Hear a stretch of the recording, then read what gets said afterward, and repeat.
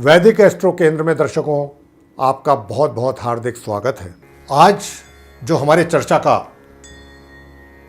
विषय है वह है दीपावली पर्व, जो इस 2020 ईस्वी में मनाया जाएगा। उसके विषय में आज आपके साथ चर्चा करेंगे और ये चर्चा बहुत महत्वपूर्ण है और हमारा आप सभी के साथ ये आग्रह है कि आप इस चर्चा को बहुत ध्यानपूर्वक सुनिएगा। बहुत महत्वपूर्ण बातें हैं इस चर्चा में जो आपको बताने जा रहे हैं। जैसे कि इस बार दीपावली और छोटी दीपावली, जिसको हम नरका चौदस भी कहते हैं, नरका चतुर्दशी, छोटी दीपावली कह देते हैं या फिर उसको नरका चतुर्दशी कह देते हैं, दोनों एक ही दिन इस बार पड़ रहे हैं। इसके पीछे का कारण आपको बताएंगे कि क्यों है ऐसा। दूसरा, दीपावली वाले दिन क्या क्या करना होता है, क्या क्या करना चाहिए माँ लक्ष्मी जी को प्रसन्न करने के लिए, इसके विषय में आपसे बात करेंगे। और पूजा की विधि के विषय में आपको बताएंगे। और अंत में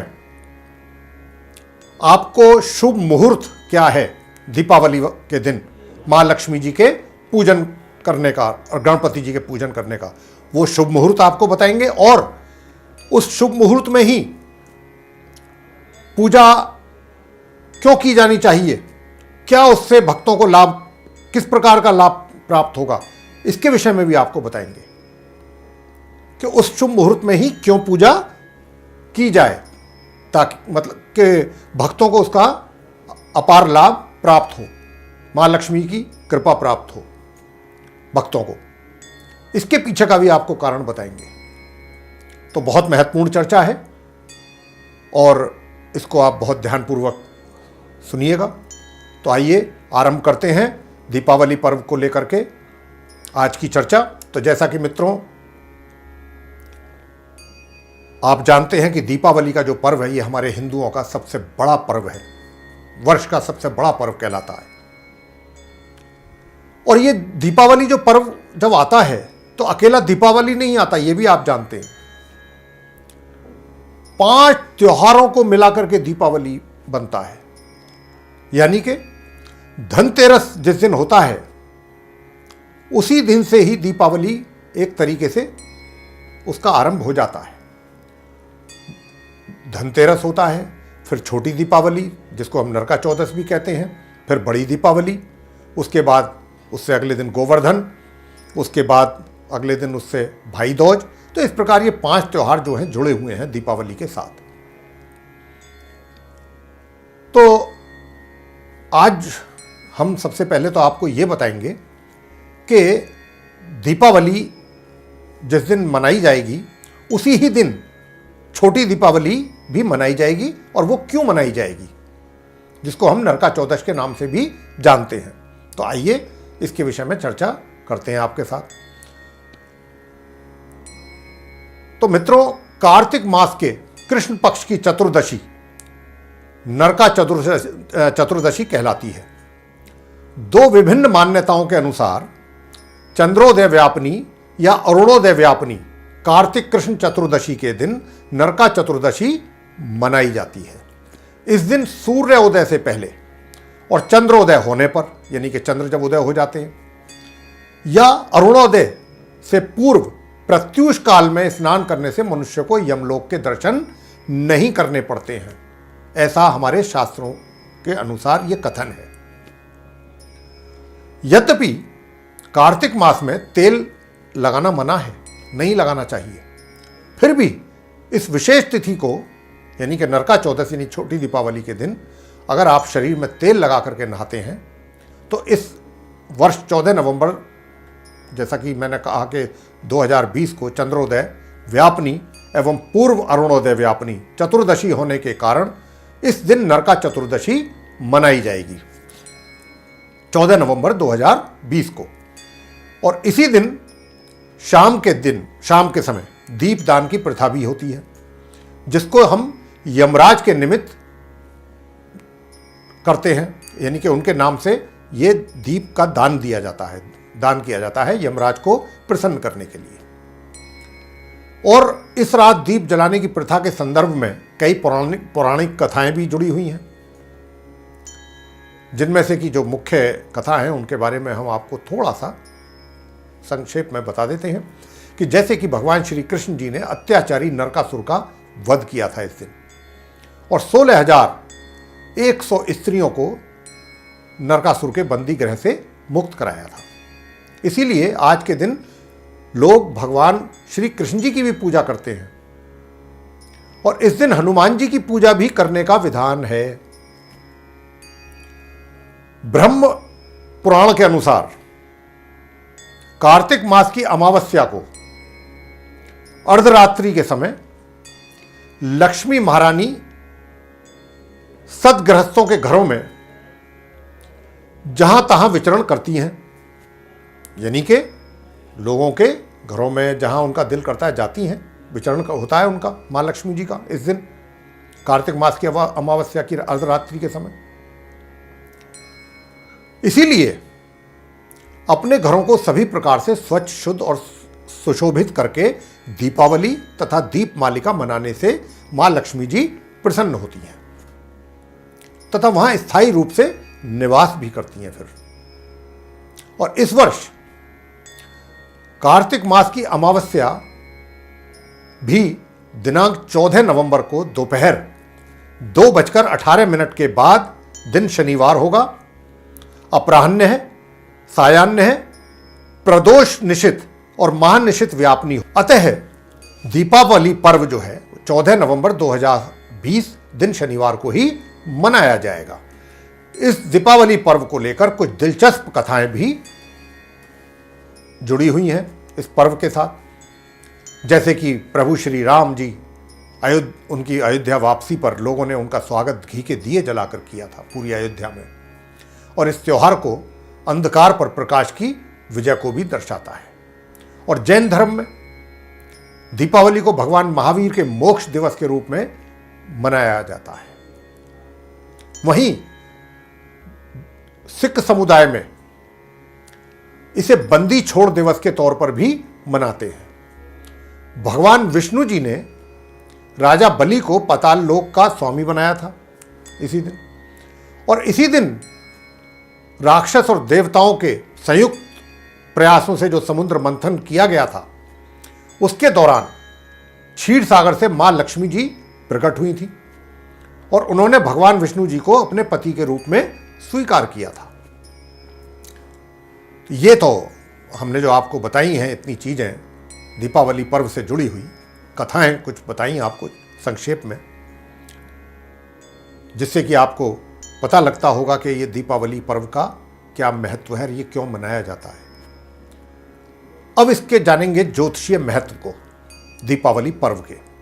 तो वो आपको बता दें कि हिंदू धर्म में प्रत्येक त्योहार का ज्योतिषीय महत्व भी होता है, और ऐसा माना जाता है मित्रों कि विभिन्न पर्व और त्योहारों पर ग्रहों की दिशा और विशेष योग जो होते हैं वो मानव समुदाय के लिए शुभ फलदायी होते हैं। दरअसल दीपावली के आसपास सूर्य और चंद्रमा दोनों ही तुला राशि में स्थित होते हैं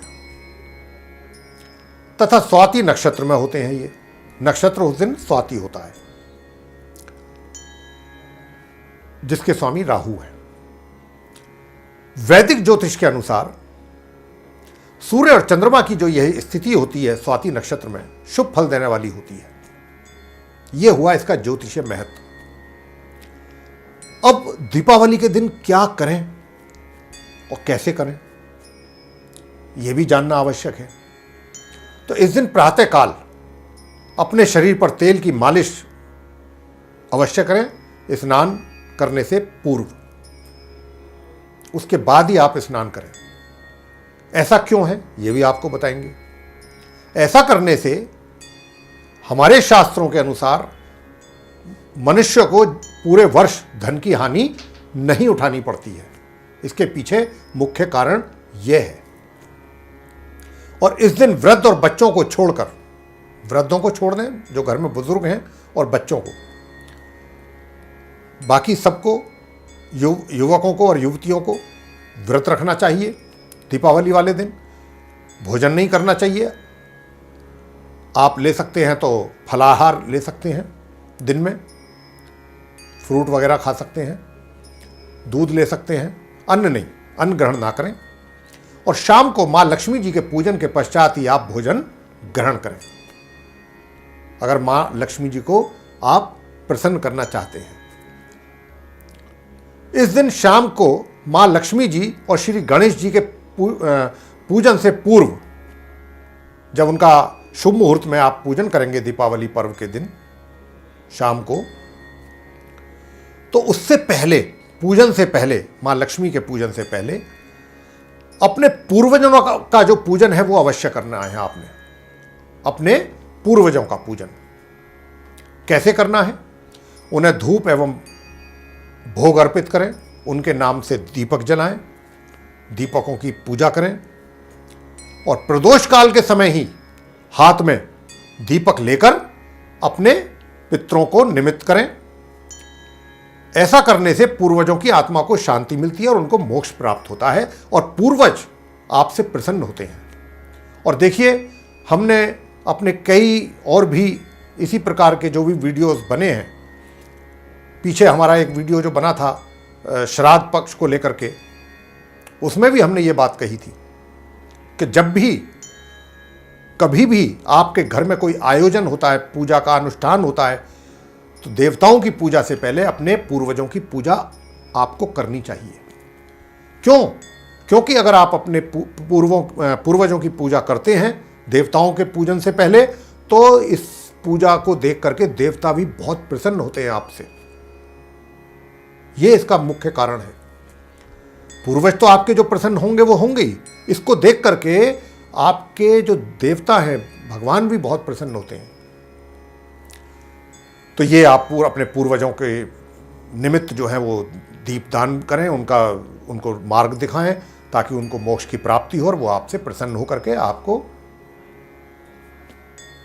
वरदान दें। अब आपसे हम चर्चा करेंगे दीपावली का जो पूजन आप करेंगे उसकी विधि क्या होनी चाहिए, कैसे करना है। बहुत साधारण विधि, बहुत ज़्यादा परेशान नहीं होना है, कंफ्यूज नहीं होना है कि हम कैसे करेंगे, कैसी, बहुत सिंपल तरीके से आप पूजा करें, लेकिन श्रद्धा से करें, पूरे श्रद्धा भाव के साथ। और कैसे करना है उसके लिए हम आपको थोड़ा सा मार्गदर्शन कर देते हैं।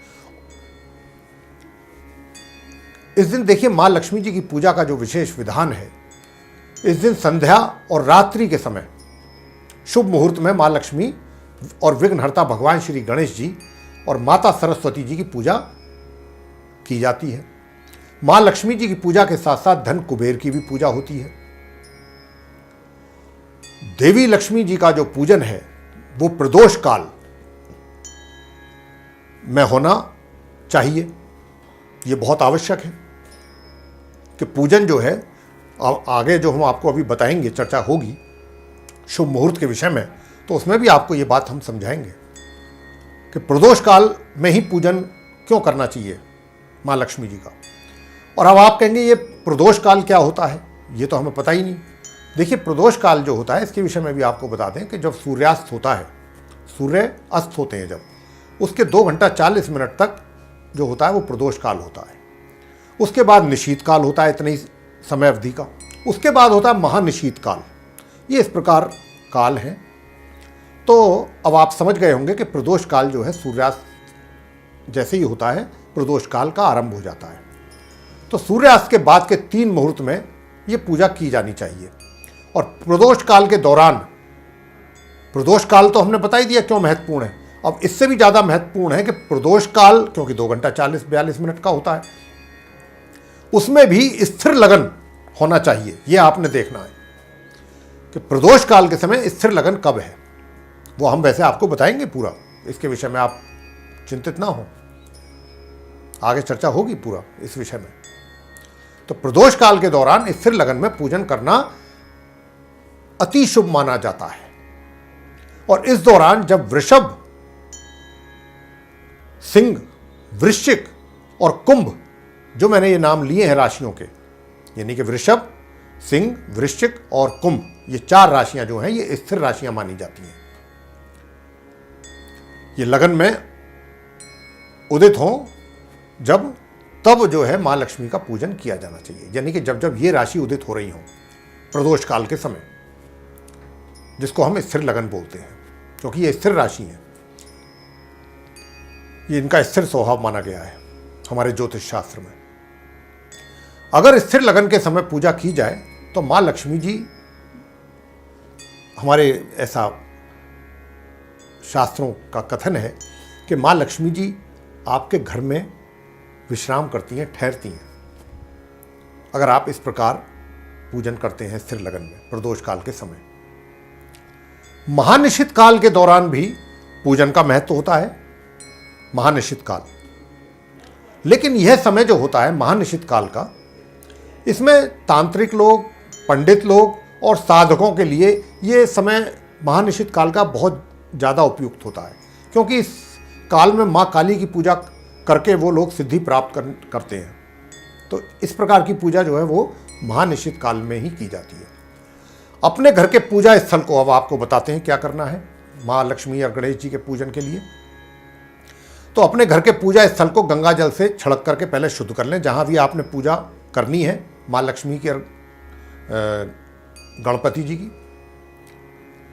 और उसके बाद पवित्र करने के बाद गंगा जल छिड़क करके आप अपने घर के जो मेन द्वार है, मुख्य द्वार, वहाँ पर रंगोली बनाएं, दीप मालिका बनाएं, तैयार करें दीप मालिका वहाँ, और पूजा स्थल पर एक चौकी रखें और उस पर लाल कपड़ा बिछा करके आप वहाँ पर लक्ष्मी जी और गणेश जी की मूर्ति रखें। और दीवार पर अगर नहीं है मूर्ति तो दीवार पर माँ लक्ष्मी जी का चित्र लगा सकते हैं। चौकी के पास जल से भरा हुआ एक कलश रखना है। माता लक्ष्मी जी और गणेश जी की मूर्ति पर आपको तिलक लगाना है और घी, देसी घी का दीपक जला करके वहाँ पर जल, मौली, चावल, फल, गुड़, हल्दी आदि ये उनको अर्पित करने हैं उनके चरणों में। और माँ लक्ष्मी जी की आपने वहाँ बैठ करके स्तुति करनी है और गणपति जी की स्तुति करनी है। और जैसा कि हमने कहा कि वहाँ पर कुबेर की भी पूजा होती है, माँ सरस्वती जी की भी होती है। तो एक एक माला, ज़्यादा भी नहीं कर सकते हैं तो एक एक माला माँ लक्ष्मी जी के मंत्र की, गणपति जी के मंत्र की, माँ सरस्वती जी के मंत्र की और कुबेर जी के मंत्र की, ये आप करें बैठ करके। और मंत्र बहुत साधारण और बहुत सरल हैं। पहले गणपति जी का आपको बता देते हैं। आरंभ करना है आपने गणपति जी के मंत्र से। ओम गं गणपतये नमः, ये गणपति जी का मंत्र हो गया। माँ लक्ष्मी जी का मंत्र क्या है? ओम हिम महालक्ष्मी च विद्महे विष्णुपत्न्यै च धीमहि तन्नो लक्ष्मी प्रचोदयात्, ये माँ लक्ष्मी जी का मंत्र हुआ। माँ सरस्वती जी का ओम ऐं महासरस्वतये नमः, ये माँ सरस्वती जी का मंत्र हो गया। अब कुबेर जी का मंत्र क्या है? ओम कुबेराय नमः धनदाय नमस्तुभ्यं निधिदा धीपाय च भवन्तु त्वत्प्रसादान में धन धान्य आदि संपदः, ये है मंत्र कुबेर जी का, ये आप कर सकते हैं। तो आपको हम अंत में दीपावली के पूजन का शुभ मुहूर्त बता रहे हैं, उसको आपने बहुत ध्यान से सुनना है। तो देखिए 14 नवंबर दिन शनिवार, अमावस्या तिथि 2020 को माँ भगवती लक्ष्मी जी के पूजन का शुभ मुहूर्त क्या होगा? ये जो मुहूर्त होगा शाम 5:30 से लेकर के और शाम 7:25 तक होगा, जिसकी कुल अवधि 1 घंटा 55 मिनट होगी। और इस शुभ मुहूर्त में जो प्रदोष काल, जिसका अभी हमने आपसे जिक्र किया था, प्रदोष काल होगा शाम 5:27 से लेकर रात्रि 8:06 तक, ये प्रदोष काल का समय है। अब प्रदोष काल में भी जो स्थिर लगन है वो होगा वृषभ लगन उस दिन, और वो कब से कब तक होगा? यानी कि शाम 5:30 से लेकर शाम 7:25 तक। तो कहने का अभिप्राय ये हुआ कि जो पूजा माँ लक्ष्मी जी और गणपति जी और माँ सरस्वती जी की आपने करनी है, वो आपने वृषभ काल में करनी है, शाम 5:30 से लेकर के शाम 7:25 के बीच। अब आप इसको समझ गए होंगे, मैंने बहुत स्पष्ट रूप से ये समय के विषय में चर्चा की है। अब इसके विषय में बताएंगे कि प्रदोष काल में तो आपने पूजा कर ली, हमने मंत्रों का विषय में आपको मंत्र पढ़ करके उच्चारण करके बताया कि ये मंत्र आप कर सकते हैं। और जो भी मंत्र आप करें, अगर इस फटिक की माला है आपके पास तो अति उत्तम। माँ लक्ष्मी जी का, माँ सरस्वती जी का इस फटिक की माला से अगर आप करेंगे मंत्रों का जाप तो बहुत ही सुंदर, अति सुंदर। अब आगे आपको बताना चाहेंगे कि देखिए, प्रदोष काल के जो उपरांत जब प्रदोष काल समय समाप्त होता है तो जैसा कि हमने अभी आपसे कहा भी था अपनी चर्चा में कि निशित काल आरंभ होता है उसके बाद। तो निशित काल में क्या किया जाना चाहिए? निशित काल आरंभ होगा जो कि रात्रि 8:06 से लेकर के रात्रि 10:51 तक रहेगा। निशित काल में शुभ की चौघड़िया रात्रि 8:48 से रात्रि 10:30 तक रहेगी तथा पुनः अमृत की चौघड़िया रात्रि 10:30 से रात्रि 12:12 तक रहेगी।